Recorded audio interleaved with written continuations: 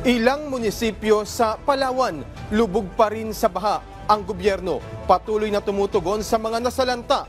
Inirekomenda naman ng Puerto Princesa City Disaster Risk Reduction and Management Council na isailalim na sa state of calamity ang lungsod. Si Orlan Habagat ng PIA Palawan sa Balitang Pambansa. Naapektuhan ang share line at intertropical convergence zone nitong weekend.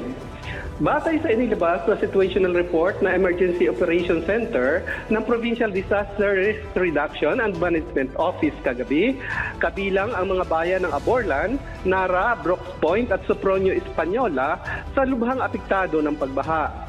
Umabot sa 961 pamilya na binubuo ng 3,290 individual mula sa 4 na munisipyo ang nailikas sa mga evacuation center sa kanilang mga lugar.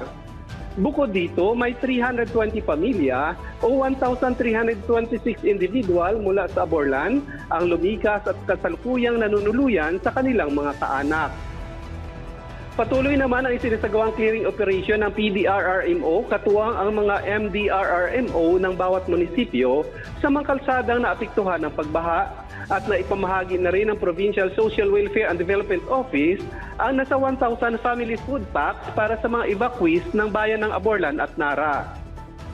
Tinatayang aabot sa 5 tao ang naiulat na nasawi sa probinsya dahil sa malawakang pagbaha. Ang 5 ito ay sakay ng isang van na inanod noong weekend sa Purok Tagumpay sa Barangay Inagawan, Puerto Princesa. Samantala, inirekomenda na ng Puerto Princesa City Disaster Risk and Reduction and Management Council na isailalim ang buong lungsod sa state of calamity dahil sa malubha itong naapektuhan ng pagbaha. Naisumiti na ang kopya ng resolusyon ng CDRRMC sa Sangguniang Panlungsod at inaasahang tatalakayin ito sa regular na sesyon ng Konseho ngayong araw.